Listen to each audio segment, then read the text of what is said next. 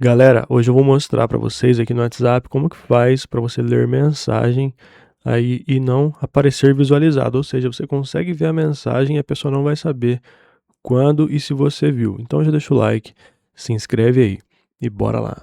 Bom, para fazer isso é bem simples, basta você vir aqui nos 3 pontinhos aqui do WhatsApp e aqui você vai vir em configurações.